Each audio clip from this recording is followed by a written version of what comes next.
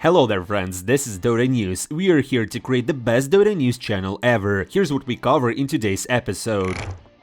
NA region is done. New bug is destroying Dota 2. Team Spirit spends TI money on CS. Sumail is back. All over for Nigma and much more. Without further ado, let's get straight to it. We shall begin with a couple of words about the ESL One Kuala-Lumpur. Azure Ray, who almost nobody believed in before the start of the tournament, won it. It turns out that the Chinese region returns to its former greatness, and Gaming Gladiators took second place, giving away a very confident 2-0 lead, which was kinda upsetting for all the Western European fans. As a result, 4 teams from this specific tournament were invited to EPL Season 22. And also the final days of it were hit by a new patch, and the teams had to change all the strategies and tactics in a very short time. And don't forget about the after party. Also, some players commented on the tournament and Malaysia. For example, here's what Ramses said: "I like that it's warm here. I live in Siberia and I don't like the snow, honestly. I like being here, the local climate, and also probably the Asian food." And honestly, I couldn't agree more with Ramses, because the food and the climate are just great. I would love to live in that region. And here's what GG's Ace noted: "I've been to Malaysia a couple of times before, many years ago. The first thing that comes to my mind about Malaysia is monkeys. I remember there were a lot of monkeys around. It's a beautiful city and the food here is very good." And why midone, bryle and XXS talked about the fans in Malaysia. According to them, the fans are very cool, they're active and motivating. The players called the fans from Southeast Asia hot guys, and it's certainly good to know that our beautiful game is popular all over the world. And by the way, it's really strange that Ramses doesn't like the snow, because it's like the Christmas already, and the mood and all the vibes and all that. So yeah, Merry Christmas to everyone who celebrates. Anyways, what do you think about these statements made by pro players? Leave your opinions in the comments below. If you're from Malaysia or have been there before, let us know if the players are telling the truth about this country. As for the after party, we have a couple of X-Files. For example, here's Malrin from Falcons. He demands a drink on this video, even though he's only 19 years old, while according to Malaysian law, you can drink only from 21. So it turns out that the law is being broken before our eyes. I wonder, will ESL react to this? Or the organizers themselves got drunk at the after party? I mean, I can't blame them, because it's Sunday night after a hard week or even a couple of weeks, and they needed to relax. So I'm basically just joking. In addition to Malrin, at the after party we can see GPK and Skitter having a really good time. And now, finally, let's talk about the esports news and reshuffles. For example, let's start with this hot one. Sumail is probably coming back to Dota. He started actively playing matchmaking at the Southeast Asia servers. I mean, there's gotta be a reason for that, right? He is still playing his main role even at pubs, and his last team was Team Aster, which he represented on loan from Nigma Galaxy. And ever since he left the team, he hasn't announced any plans to continue his career as a pro player, and he's currently a free agent. We just hope that Sumail came to Singapore not to rest or have fun playing Dota 2, because who has fun playing Dota 2 anyways, but to sign a contract with a team. And by the way, we have some insights that say that Sumail might join Bleed Esports. Yeah, I know, Mikoto was rumored to be signed by Bleed, but the times are changing and now Sumail has the higher chances.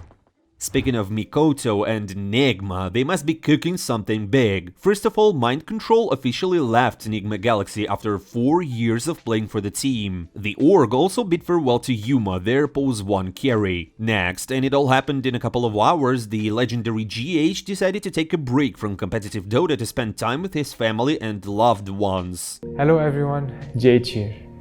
I just want to tell you guys, I'll be taking some time off from competition for a while. I've been going back and forth about this decision, and it was not an easy choice to make. For the past years, I spent most of my time on the game, and I have sacrificed a lot. For the moment, I'm gonna focus on giving some time to my family and to my loved ones.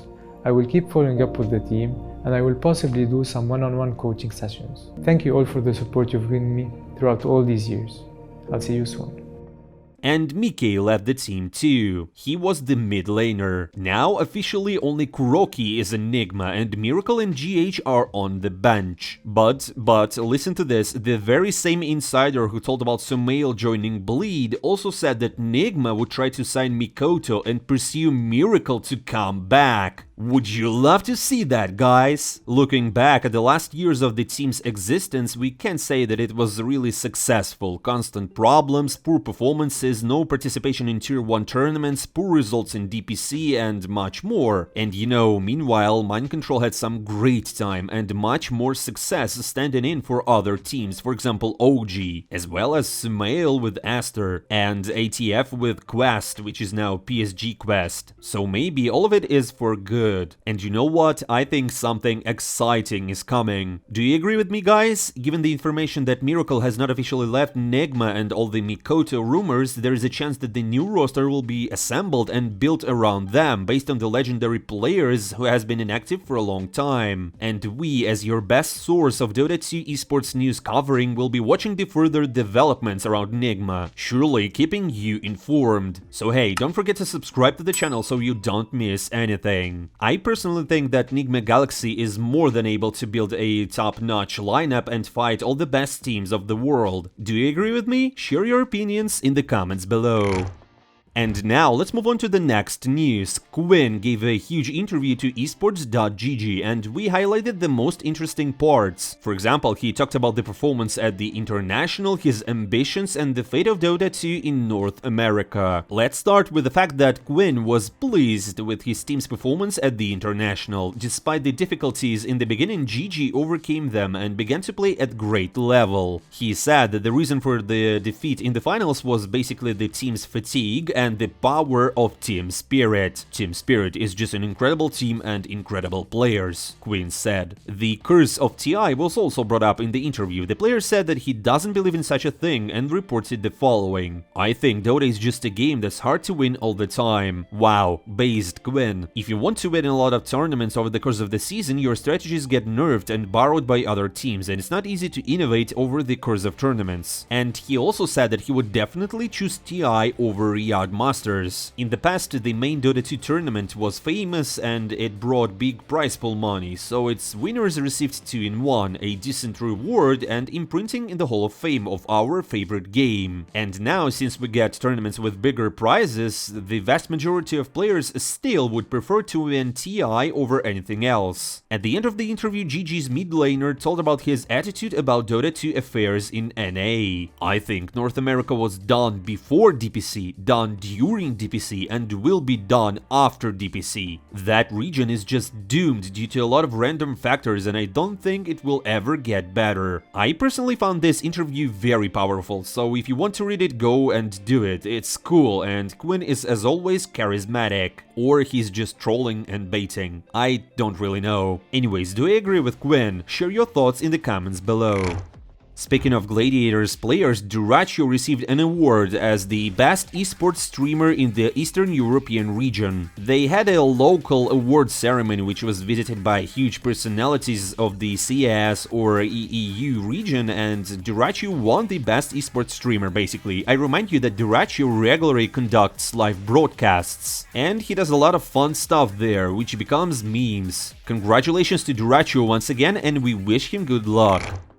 But not all is well in our game, and even players from other disciplines are starting to talk about it. A League of Legends player said that he used to play a lot of Dota. I mean, this guy is pretty known in the EEU region, and on one of his broadcasts he said that the heroes and their skills seem simple and boring. For example, Mirana's arrow is super boring master shot for him. This guy compared League of Legends to our game, saying that despite the large number of buttons, Dota is not as complicated as it seems. And he said that League of Legends and Dota 2 is basically chess and checkers, like checkers is also a smart game and Dota 2 is too, but it's much more primitive. This League of Legends player also believes that the game is not evolving and becomes obsolete. But I don't really understand. Maybe all of this was said just for the hype, because as I open Reddit from time to time, I see a lot of League of Legends players asking for advice how to play Dota 2 because they like our game better. Guys, if any of you have played Dota 2 and League of Legends, let's discuss this topic in the comments below and compare the games, or shouldn't we?